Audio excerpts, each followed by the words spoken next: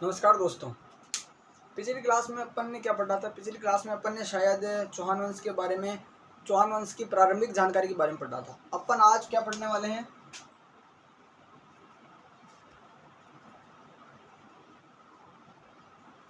प्रमुख शासक। चौहान वंश के प्रमुख शासकों के बारे में अपन चर्चा करेंगे। जब मैंने आपको पढ़ाया था कि अजमेर के चौहान पढ़ेंगे अपन, अजमेर के चौहानों में शायद मैंने आपको कि जो अजमेर के चौहान थे शाकंभरी के चौहान, शाकंभरी के चौहान का जो संस्थापक क्या था? संस्थापक कौन था? वासुदेव।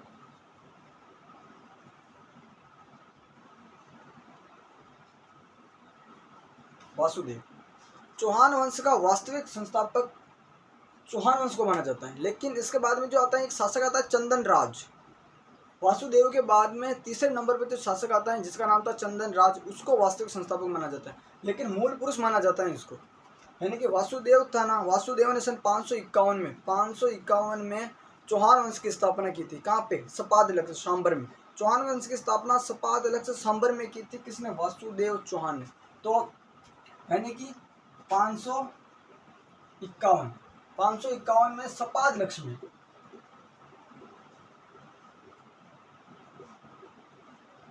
लक्ष्मी में चौहान वंश की स्थापना की थी।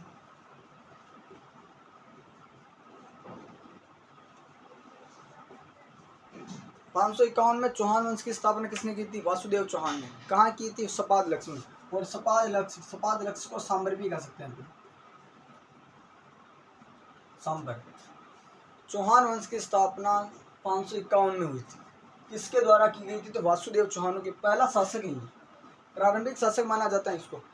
बिजुलिया शिलालेख पढ़ा होगा आपने, बिजुलिया शिलालेख। और नहीं भी पढ़ा तो अपन साहित्यिक स्रोत पढ़ेंगे ना, जब भारतीय इतिहास, राजस्थान इतिहास को जानने के साहित्यिक स्रोत, तो अपन उसमें बिजुलिया शिलालेख भी पढ़ेंगे। तो बिजुलिया शिलालेख है ना, बिजुलिया शिलालेख,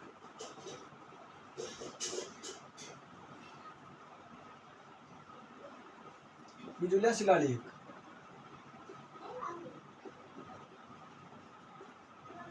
बिजुलिया शिलालेख है ना। बिजुलिया शिलालेख में लिखा गया है कि जो सांबर झील है वर्तमान में जयपुर में आती हैं, लेकिन इसका आधा क्षेत्र नागौर और अजमेर में आता है। लेकिन बिजुलिया का जो रख रखाव का कार्य, यानी कि बिजुलिया का नहीं, सांबर झील का जो रख रखाव है वह जयपुर द्वारा किया जाता है। तो दोस्तों बिजुलिया जो शिलालेख है ना, बिजुलिया शिलालेख में सांबर झील है ना, बिजुलिया शिलालेख में सांबर झील का निर्माता वासुदेव को माना जाता है। यानी कि जो सांबर झील है ना, उसका निर्माता कौन है? वासुदेव। किसके अनुसार? बिजुलिया शिलालेख के अनुसार। यानी कि सांबर झील का निर्माता वासुदेव, किसके अनुसार? बिजुलिया शिलालेख के अनुसार। तो बिजुलिया शिलालेख किसका है? तो बिजुलिया शिलालेख है वासुदेव चौहान से संबंधित। बिजुलिया शिलालेख में बस इतनी जानकारी मिलती है कि वासुदेव चौहान ने सांबर झील का निर्माण करवाया था। ये हो गया। अब बात करेंगे अपन, तो आदि पुरुष भी माना जाता है इसको। आदि पुरुष या मूल पुरुष। चौहानों का मूल पुरुष या आदि पुरुष किसको माना जाता है? तो वासुदेव चौहान। दोस्तों ये था पहला शासक। पहला शासक के बारे में अपन को बस इतनी ही चर्चा करनी है। मूल रूप से यही पूछा जाता है कि चौहानों का आदि पुरुष या मूल पुरुष कौन था? तो वासुदेव था। वासुदेव चौहान ने कब चौहान वंश की स्थापना की थी? तो 551 में सपाद लक्ष्य में चौहान वंश की स्थापना किसने की थी? वासुदेव चौहान ने। बिजुलिया शिलालेख किससे संबंधित है? बिजुलिया शिलालेख में और भी जानकारी मिलती है, बहुत सी जानकारी समाहित है, लेकिन बिजुलिया शिलालेख में प्रमुख जानकारी ये है कि सांबर झील का निर्माता वासुदेव चौहान है बिजुलिया शिलालेख के अनुसार। और आदि पुरुष और मूल पुरुष भी माना जाता है। इसके बाद में कौन आता है? गुहक आता है। गुहक प्रथम। इसके बाद में कौन शासक बढ़ता है? गुहक द्वितीय। दोस्तों यह प्रतिहारों का सामंत था प्रारंभ में। किसका था? प्रतिहारों का सामंत।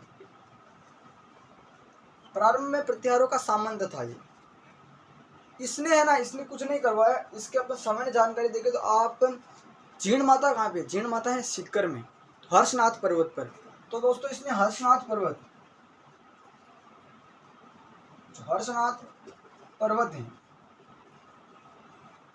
हर्षनाथ पर्वत पर हर्षनाथ भैरव का मंदिर बनवाया। हर्षनाथ जो भैरव हैं, कौन था ये? हर्षनाथ पर्वत पर हर्षनाथ भैरव का मंदिर। बस इतनी सी जानकारी मिलती है अपने को। गोवक प्रथम के बारे में इतनी सी जानकारी मिलती है कि ये प्रारंभ में प्रतिहारों का सामंत था और हर्षनाथ पर्वत पर हर्षनाथ मंदिर का निर्माण करवाया था। किसने करवाया था? गोवक द्वितीय ने। बस हो गया यहाँ पे।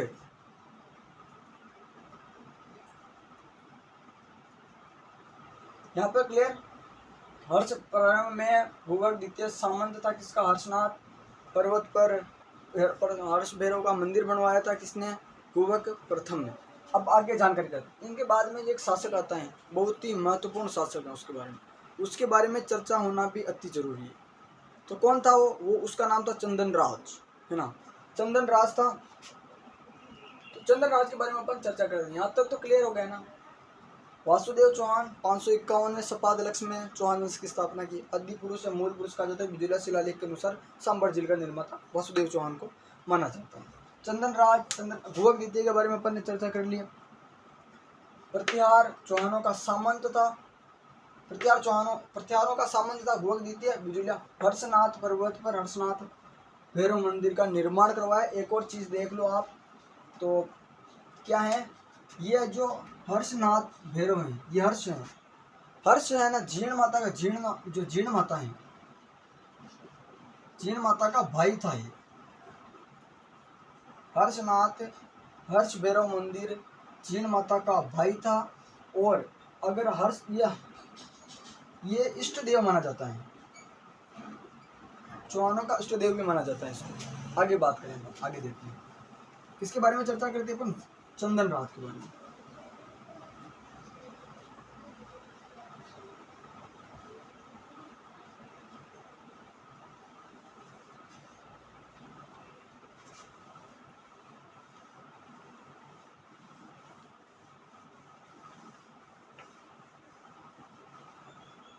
चंदन राज के बारे में।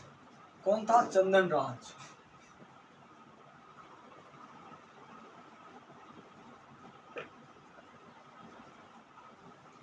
इसके बारे में जानकर, यह वास्तविक संस्थापक माना जाता है।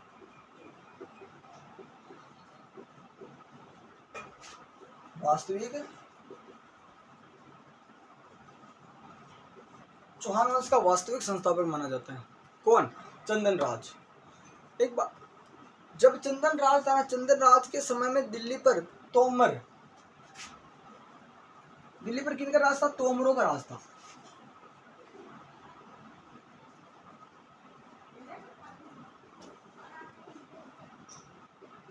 तोमरों का शासन था। तोमर एक जाति थी, है ना?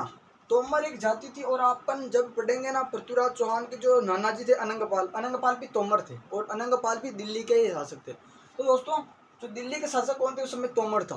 तोमर शासक रुद्र था। क्या था? तोमर शासक रुद्र वहां का शासक था। तो तोमरों को हराया था किसने? चंद्र राज ने। उनको हराया था।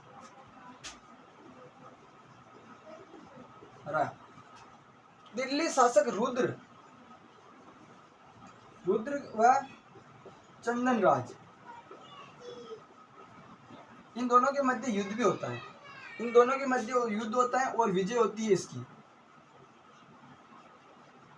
विजय होती है। रुद्र के और चंदन राज के बीच में जब युद्ध होता है तो युद्ध में विजय होती है चंदन राज की, और दोनों में समझौता हो जाता है। क्या हो जाता है? समझौता हो जाता है। और समझौते में क्या होता है? समझौते में यह होता है कि जो रुद्र हैं, रुद्र अपनी बहन, इसकी बहन थी एक, क्या की? इसकी बहन रुद्राणी था उसका नाम। इस रुद्राणी का विवाह है ये चंदन राज के साथ करेगा। रुद्र अपनी बहन रुद्राणी का विवाह चंदन राज के साथ करेगा। विवाह भी हो जाता है। और कुछ समय बाद में चंदन राज की पत्नी रुद्राणी अजमेर के पुष्कर झील में अजमेर में रहने लगती है ना? तो यहाँ तक तो क्लियर हो गया ना बेसिक। अब आगे बताता हूँ। दिल्ली पर तोमरों का राज था। तोमरों को भी हराया था चंदन राज ने। चंदन राज वास्तविक संस्थापक माना जाता है किसका? चौहान वंश का वास्तविक संस्थापक माना जाता है। रुद्र और चंदन राज के बीच में जब युद्ध होता है तो युद्ध में चंदन राज की विजय होती है, और रुद्र अपनी एक समझौता होता है दोनों के मध्य में, रुद्र अपनी बहन रुद्राणी का विवाह चंदन राज के साथ करवाएगा और चंदन राज के साथ समझौते के हिसाब से रुद्राणी का विवाह किया जाता है। अभी रुद्राणी थी ना, रुद्राणी,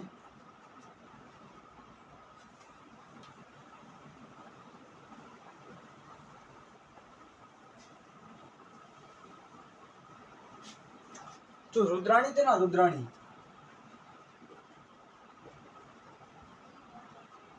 रुद्राणी रुद्राणी ने पुष्कर झील के निकट, पुष्कर झील के पास 1000 शिवलिंग बनवाए, 1000 शिवलिंग।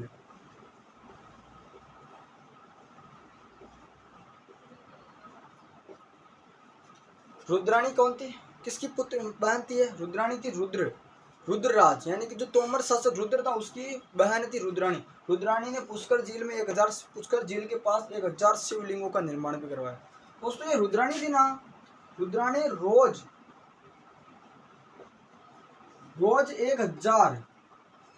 1000 दीपक पुष्कर झील में प्रवाहित करती थी, पुष्कर झील में प्रवाहित।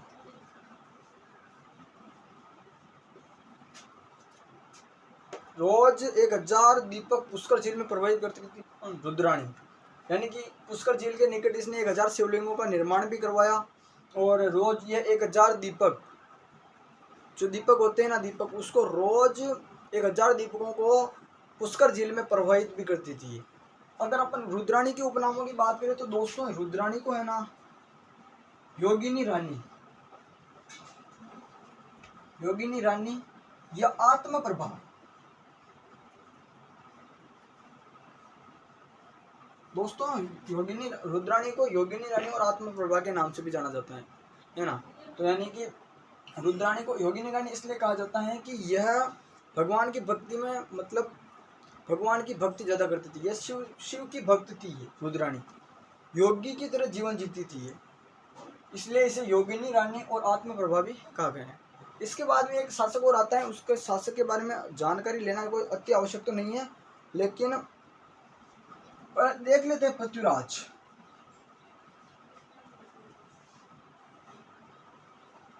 पृथ्वीराज आता है। ये पृथ्वीराज वो नहीं है, पृथ्वीराज तृतीय यानी पृथ्वीराज चौहान अलग है। उसका तो शासनकाल आता है 1168 से आता है उसका शासनकाल, है ना। लेकिन 1168 से फिर सीमित शासनकाल होता है उसका 1192 तक। तराइन के युद्ध के बाद में अजमेर में चौहान वंश का समापन हो जाता है।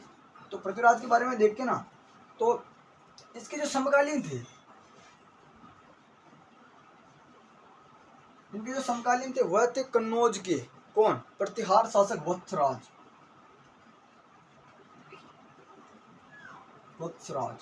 वत्सराज के नाम से कांपते था पृथ्वीराज, है ना। तो इन्होंने चौहान वंश पर अधिकार कर लिया। किसने? चौहानों को इसने अधीन कर लिया। वत्सराज ने पृथ्वीराज को अधीन कर लिया, यानी कि चौहानों को अधीन किया था इसने वत्सराज ने। पृथ्वीराज के बाद में कुछ एक और शासक आते हैं, 2 शासक और आते हैं। उन शासकों के बारे में कोई जानकारी तो नहीं है, लेकिन नाम देख लो आप उसका। एक तो था दुर्लभ राज, दुर्लभ राज आता है, और गुवक द्वितीय आता है। ये थे 2 शासक थे ये।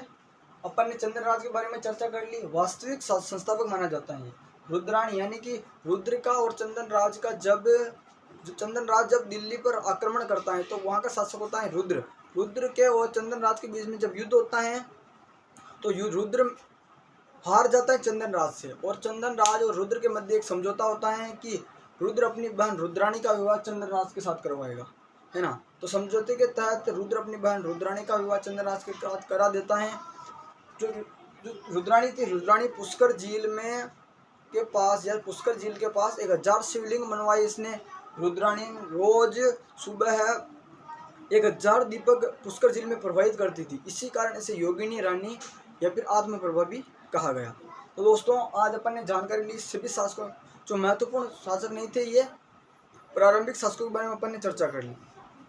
अपन कल पढ़ेंगे अपन किसके बारे में, अजय राज चौहान के बारे में, जिनका शासनकाल का बताएं, जिनका शासनकाल देखो आप 1113 से 1133, 1113 से 1133 के मध्य इनका शासनकाल आता है। अजमेर तारागढ़ दुर्ग का निर्माण सभी पढ़ेंगे अपन, अजय राज चौहान पढ़ेंगे कल के बारे में। तो दोस्तों अगर वीडियो पसंद आए तो वीडियो को लाइक शेयर करना ना भूलें और अपने दोस्तों के साथ भी शेयर करें।